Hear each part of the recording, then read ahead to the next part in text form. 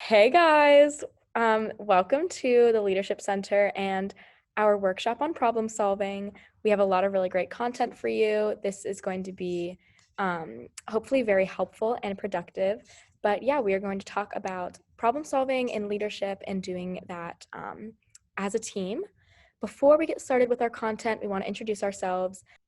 So my name is Cameron Kwiatkowski. I go by she, her, and I am a second-year political science student, and I work in the Leadership Center as a student leadership consultant.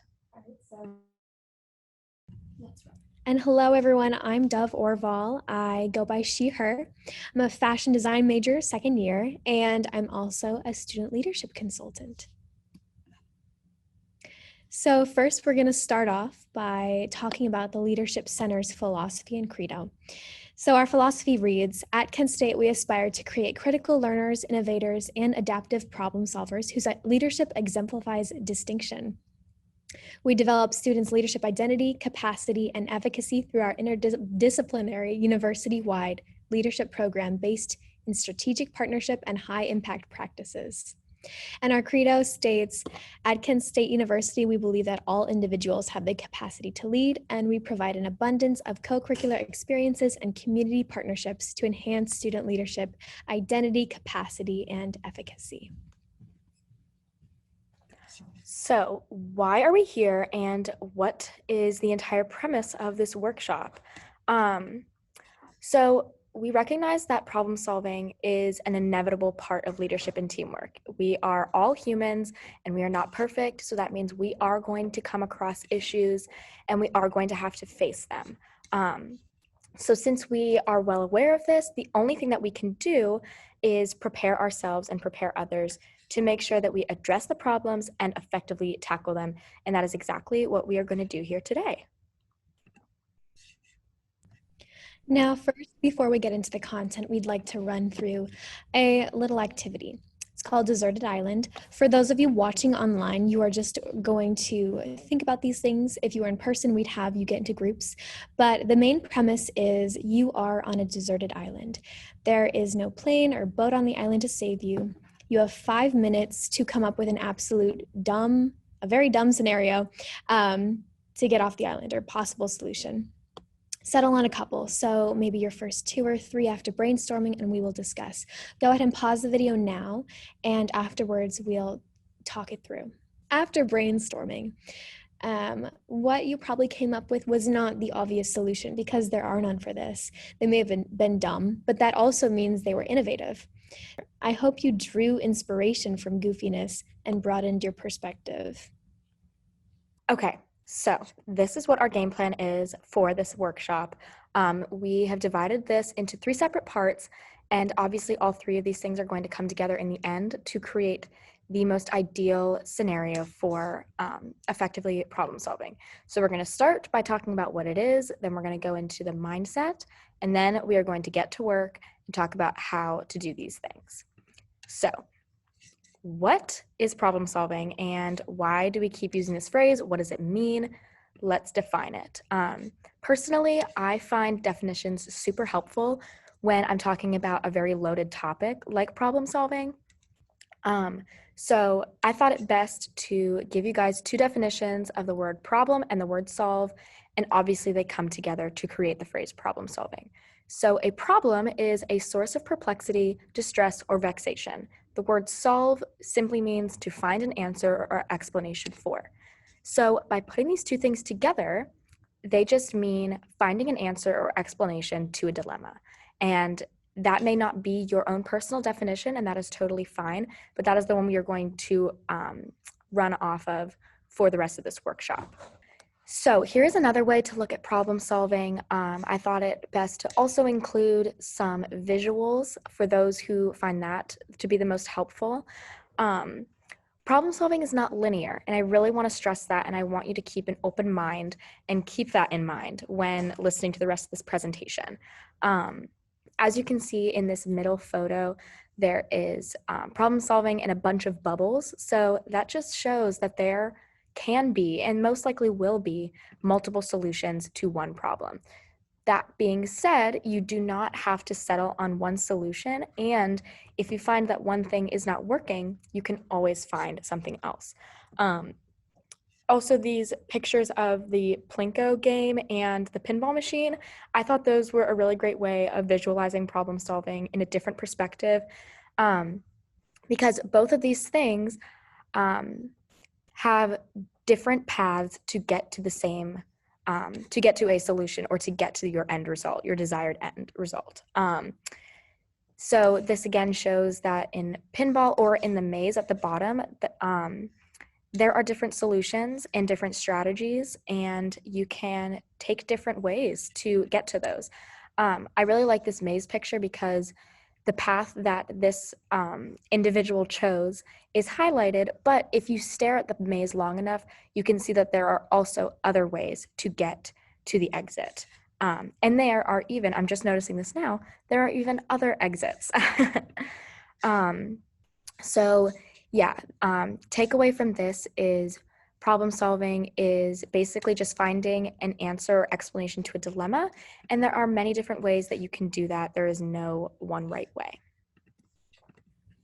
Next, we would like to talk about the mindset that you need to start building as you become a problem solver.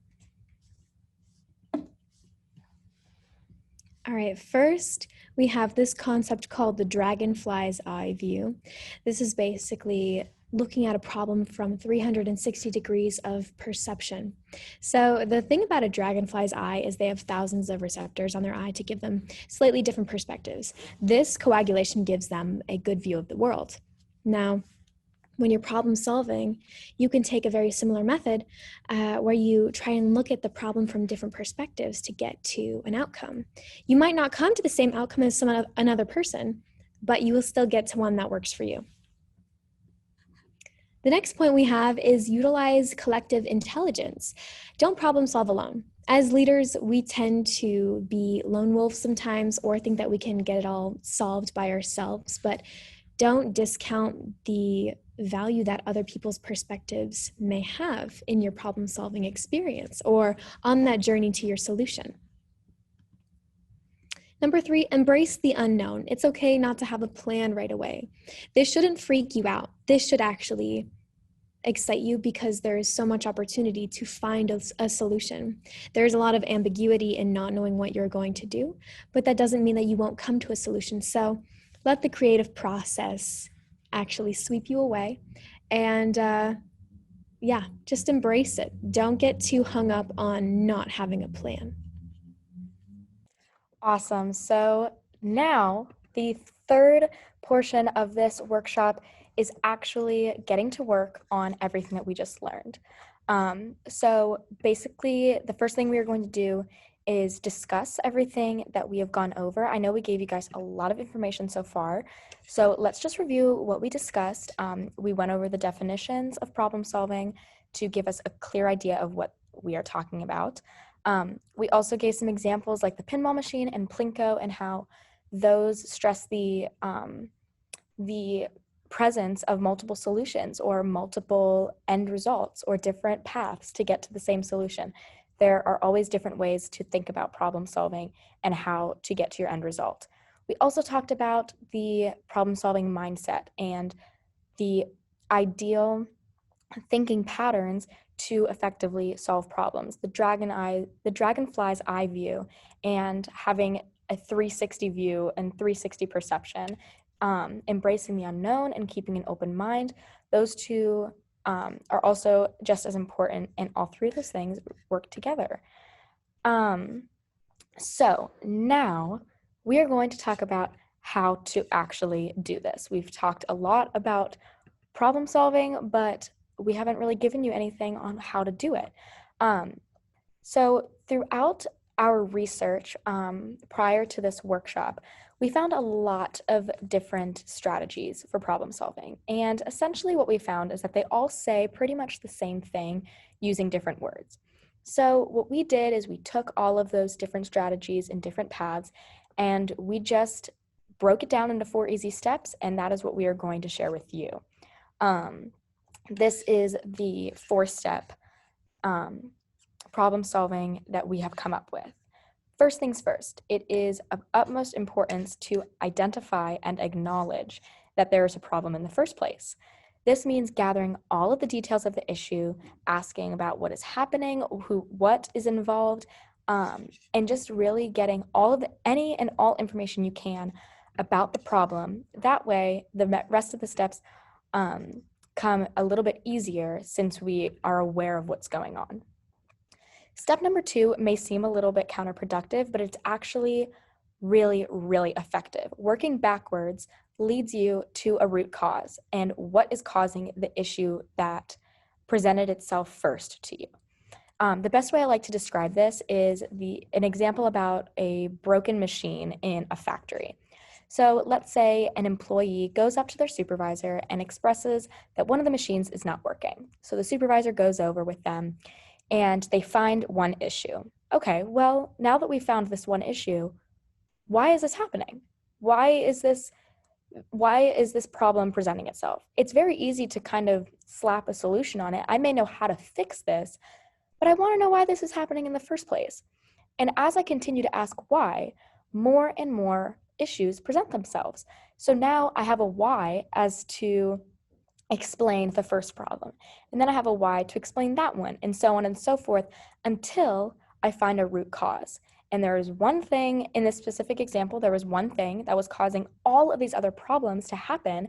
And by fixing that one thing, the other ones seemingly go away as well. So not only does working backwards help you in the present, but you're doing yourself a huge favor for the future. You are, fingers crossed, most of the time you are ensuring that this issue does not happen again. By identifying the root cause and then as well as fixing it, hopefully this problem will no longer present itself and you guys don't have to go through this entire process over again.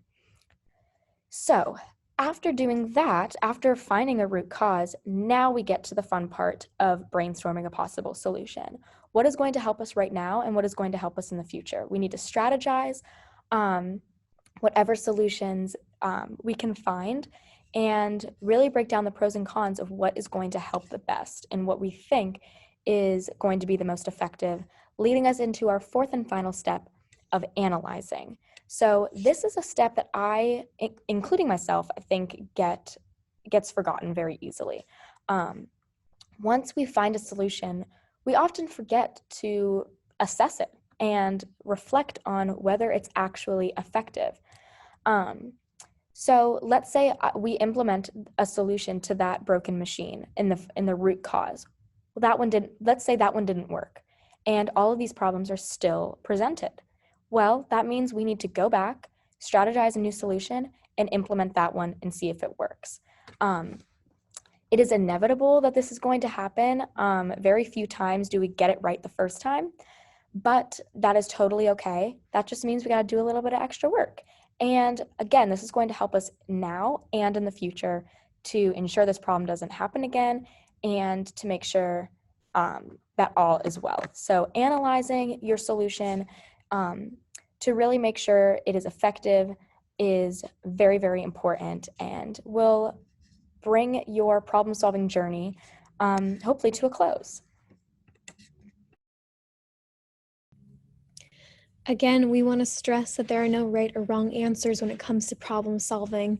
Problem solving is not black or white. It lives in the gray area.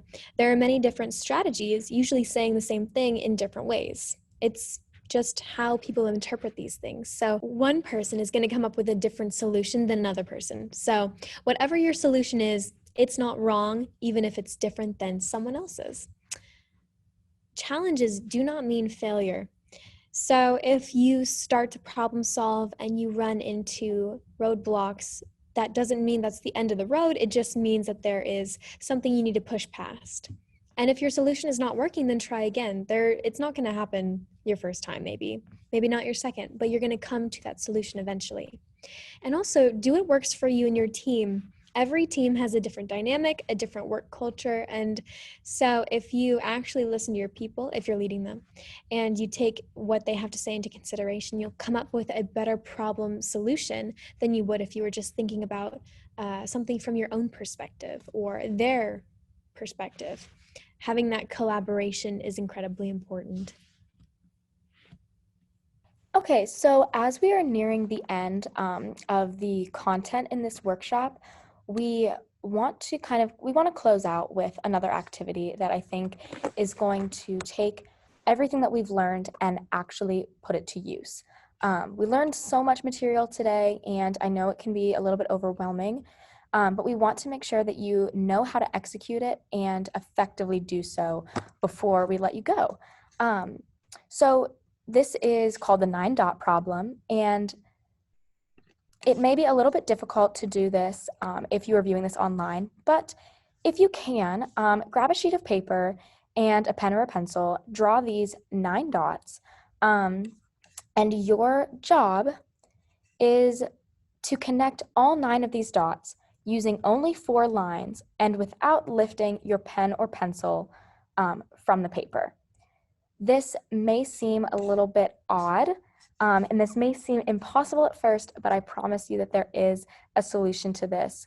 And again, you can do the same thing you did in the first activity. Just pause this video, um, take a couple tries to see if you can figure it out, um, and then we will debrief. We do not have on this presentation, we do not have the solution to this. However, if you just go on Google, type in 9 dot problem, it will show you what the solution is. This really reinforces the idea of stepping outside of the box. We gave you very vague instructions, and this is going to give you a lot of liberties, even if you may be a little bit confused. You don't always have to stay within this. I think this problem teaches you that you don't have to stay within the boundaries of anything. You can broaden your perspectives. You can do the stereotypical stepping outside of the box. And just as a reflection, what was going on through your head while you were doing this? Did you think that because I know when I tried to do it the first time, I was like, there's no way. There's no way we can do this. But in fact, you can. All right, now wrapping up, we have a couple things for you to take with you on the road. Number one, problems are inevitable. We're going to run into problems. That's just something that we face. I mean, if we didn't have problems, there wouldn't be business. So keep an open mind during it. You're not always going to have the solution right away. And the solution might not present itself as something that you would actually expect. It might not be stereotypical. And it's okay if at first you don't succeed. If you have to keep trying and exploring different avenues, that's also what this is about.